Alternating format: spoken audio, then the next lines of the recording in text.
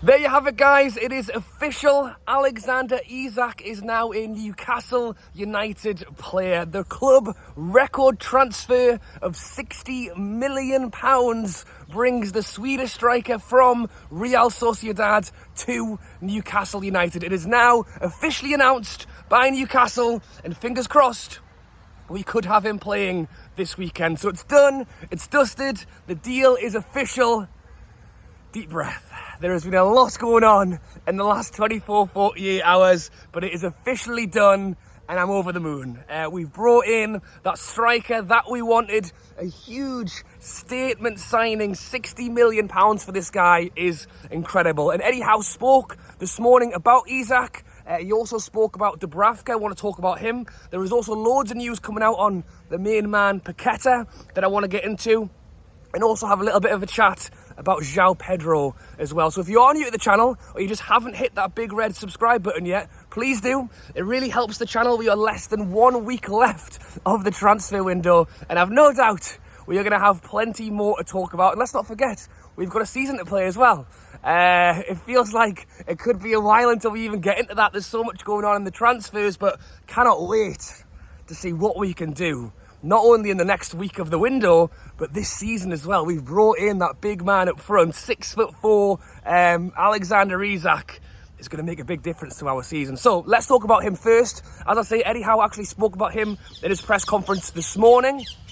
At the time, Eddie Howe said that things were obviously very close, but it wasn't 100% done. He also said that he hopes that he will be available for the game against Wolves. I'm hopeful as well.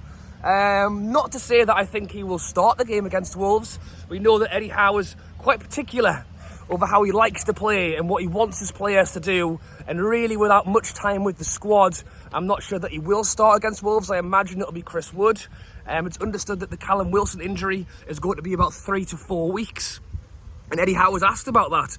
He was asked, did he think that the injury to Callum Wilson basically pushed this deal through, and he kind of said yes and no. He said that a striker was a position that we were interested in, but really the injury to Wilson kind of pushed them more in that direction. And I can't disagree. I think we've kind of known this, and I've no doubt Eddie Howe knew this as well. Callum Wilson has injury issues, and you don't want to think that way, because you should prepare as if the way it is right now, which was that he was fit and ready to go. So why prepare for something that isn't there?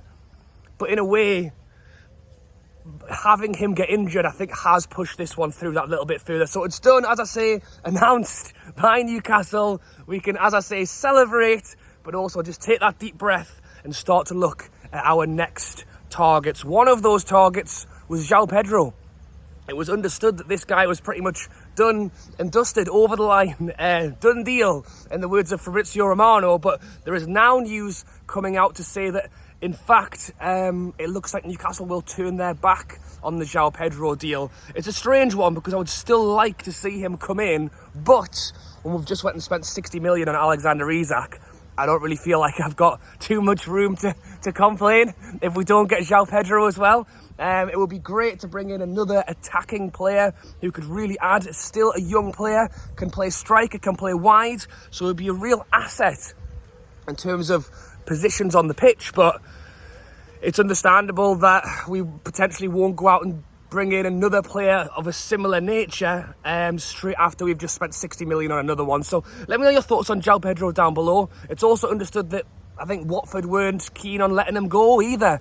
So I think we're fighting a little bit of an uphill battle to try and get the player. But it's understood that the fees were agreed.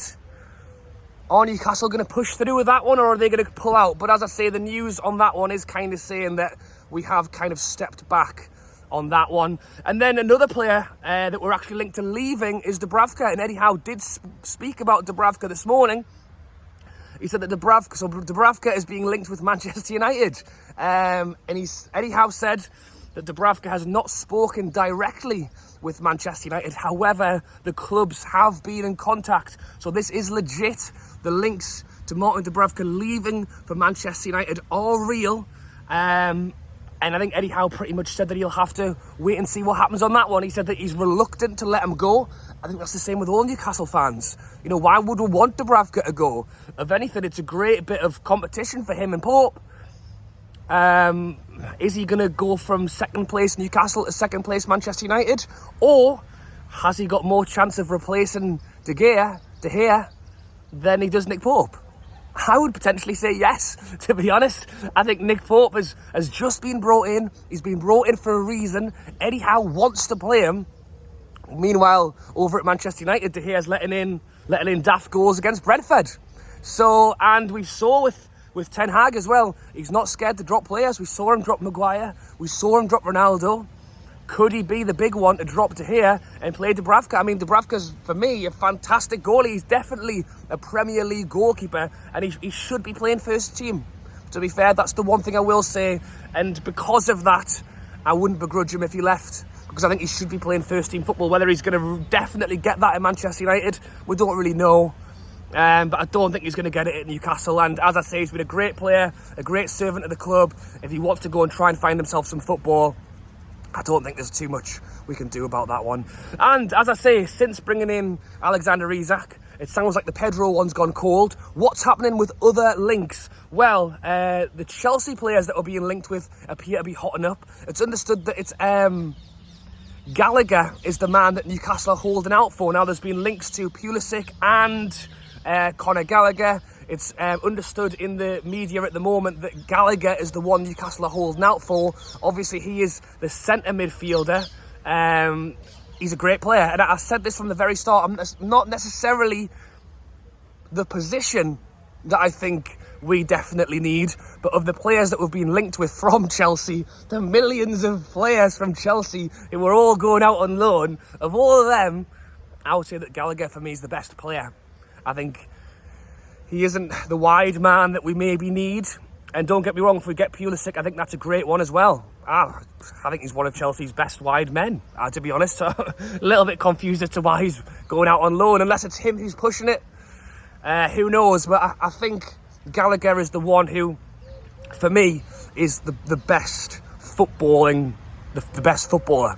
So if we got him, I think that will be a real good one, especially on loan. And from what Eddie Howe's kind of said in his press conference this morning, and what the reports are kind of saying, are that we've brought in Isak, we've spent that big bit of money. It sounds like loans is probably what we will hear the most on over the next week. Newcastle's decision was that we weren't going to lump loads of money on one player.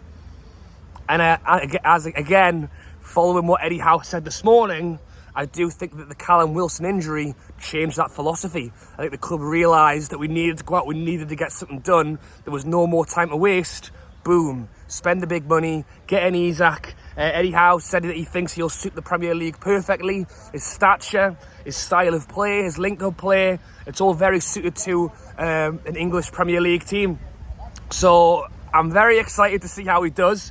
But in terms of the João Pedro one going a little bit cold, and some of the reports coming out, it sounds like it will be loans we'll be looking at next.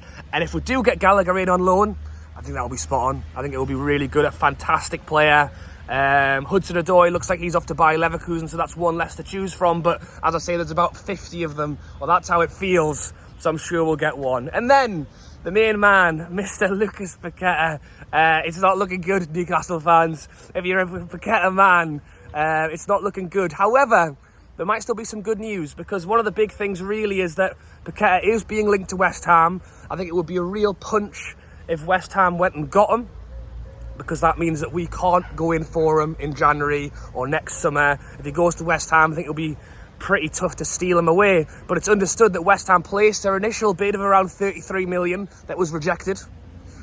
They then placed a further bid, which is now understood to have also been rejected, and that Lyon are holding out for 60 million for Lucas Paqueta, which really does...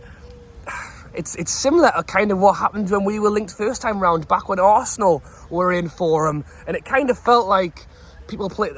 He's only 30 million. He's only 30 million. Come in and buy him. People place the bids, and then they go, actually, we want more. It looks like West Ham have got their own West Ham tax for this one, because they kind of sold it on the side that, yeah, he's only 30, 35 million. And once the bids start coming in, Leon are like, actually, we want more. Actually, we want more. And considering West Ham are yet to get a point this season, could they now splash the big bucks to go and pay that 60 million? I don't know. I don't know if they will do that or not, but we'll have to wait and see on the Paqueta. But it doesn't look like he's coming to Newcastle, at least this summer window. All right, guys, thanks for watching. As always, if you have enjoyed this video, be sure to hit that subscribe button. If you're still watching 10 minutes later and you haven't hit the button, please do. It really helps me. It really helps the channel. So many videos coming out right now. It's been absolutely crazy, and I'm just loving it. I'm away on my holiday at the moment, just talking about Newcastle every day. It's absolutely fantastic. So please drop a like, please subscribe. It really helps the channel. Let me know your thoughts on Alexander Isak down below, and what you think Newcastle will do for the end of this window. Do you think Isak will be available for this Sunday? I should think so. I think they will have done it on purpose to try and get it done in time for this Sunday. Will he start though? I don't know. Maybe a little bit of time at the end of the game. But anyway, thank you for watching, guys. Drop a like, subscribe if you haven't already, and I'll catch you later.